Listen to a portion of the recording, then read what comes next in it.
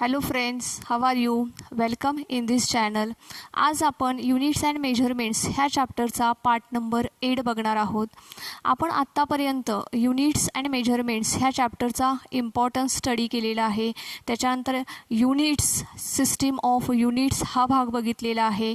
त्याच्यानंतर आपण fundamental units and derived units हाही भाग बघितलेला आहे.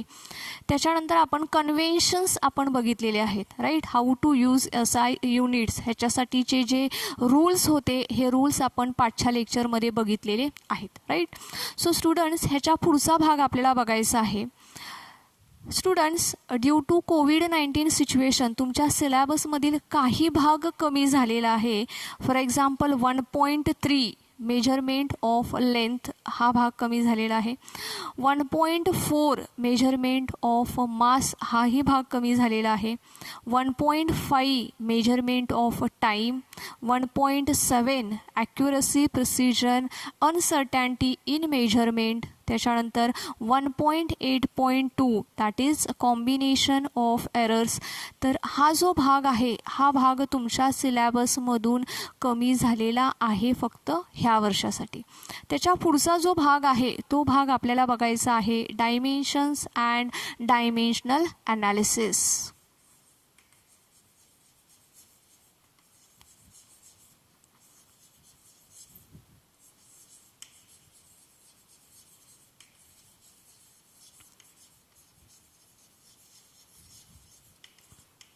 Dimensions and dimensional analysis.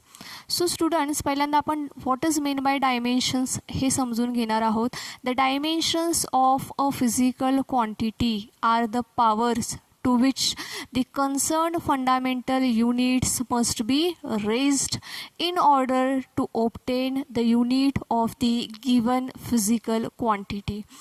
तुम्हाला जी गिवन फिजिकल क्वांटिटी दिलेली आहे ह्या फिजिकल क्वांटिटीचं युनिट फाइंड आउट करण्यासाठी फंडामेंटल युनिटची पॉवर रेज करायची आहे.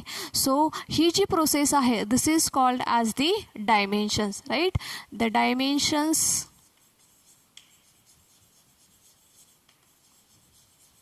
of physical quantity are the powers to which the concerned fundamental units must be raised in order to obtain the units of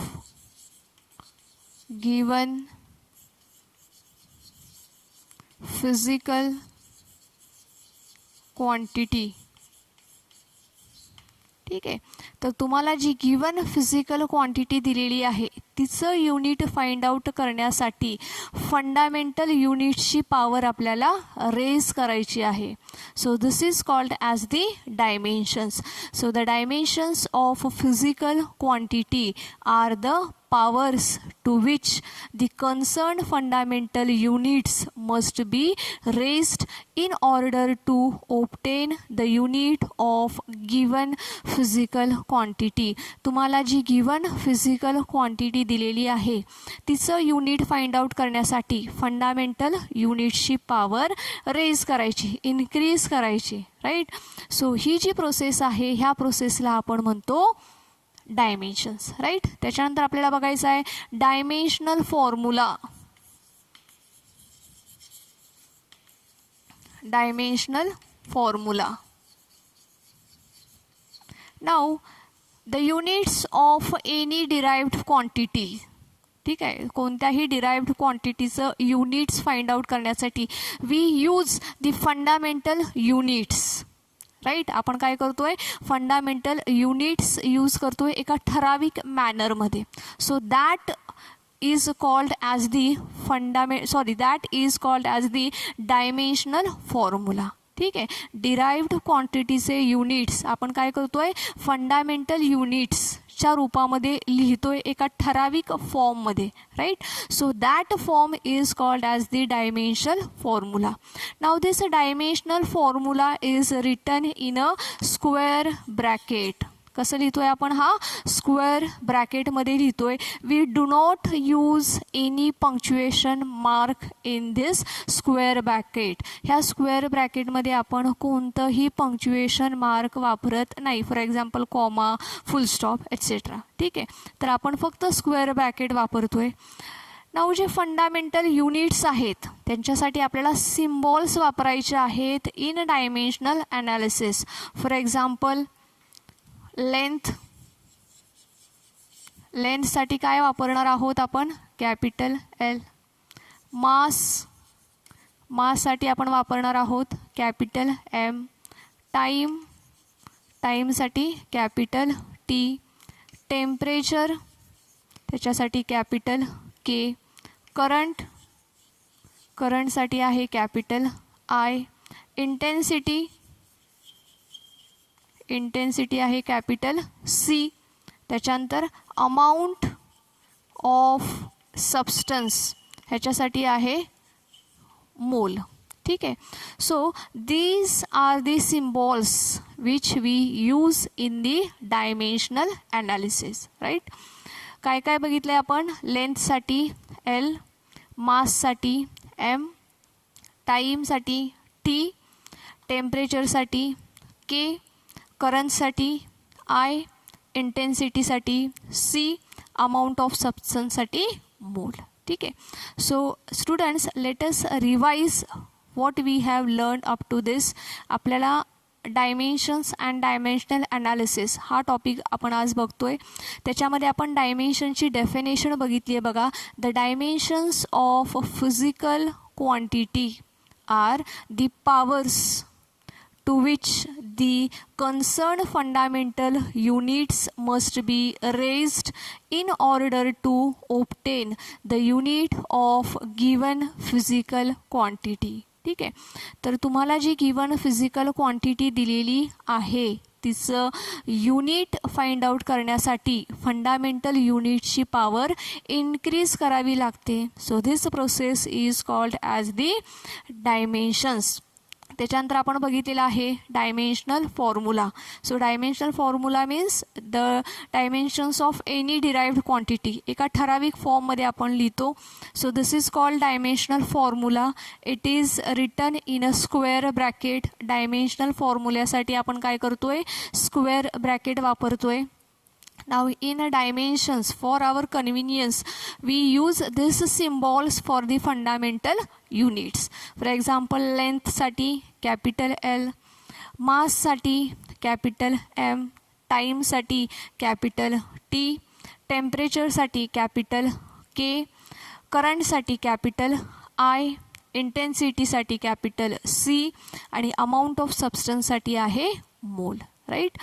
So students, let us study how we can find out the dimensions of physical quantity. आता आपण प्रत्यक्षात physical क्वांटिटीचं dimensions कसं काढायचं ते बघणार आहोत.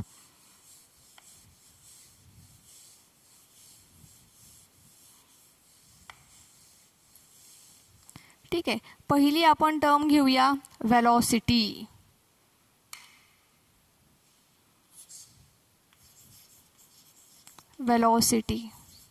Velocity is equals to formula आठवतोय सर्वांना.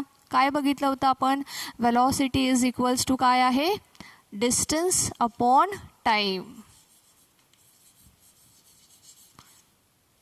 Distance upon time. ठीक आहे. वेलॉसिटी म्हणजे काय आहे तर distance upon time. Right. Now distance म्हणजे काय आहे, इट इज लेंथ. राईट.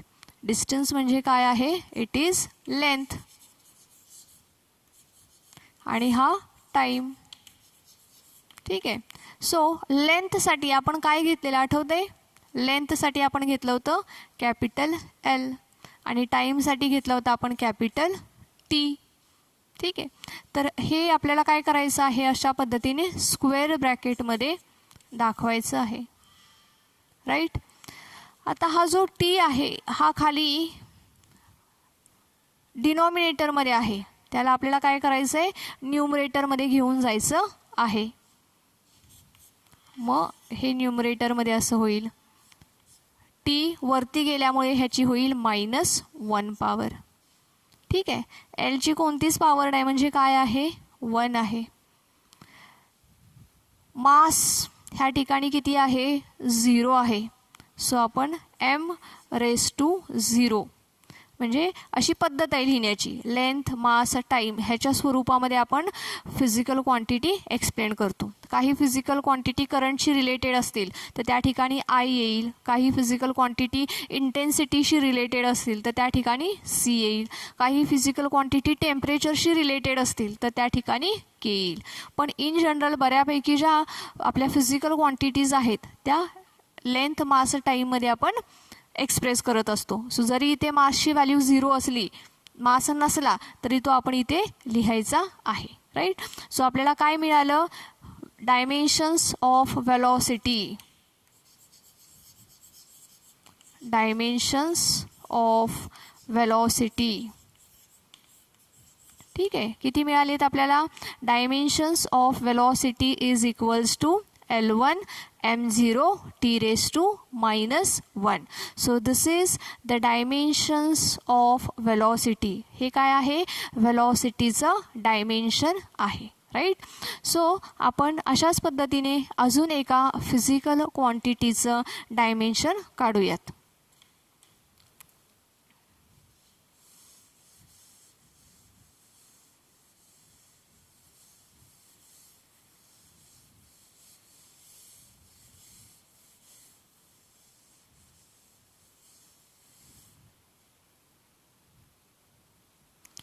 आता नेक्स्ट क्वांटिटी आपण घेऊया मोमेंटम.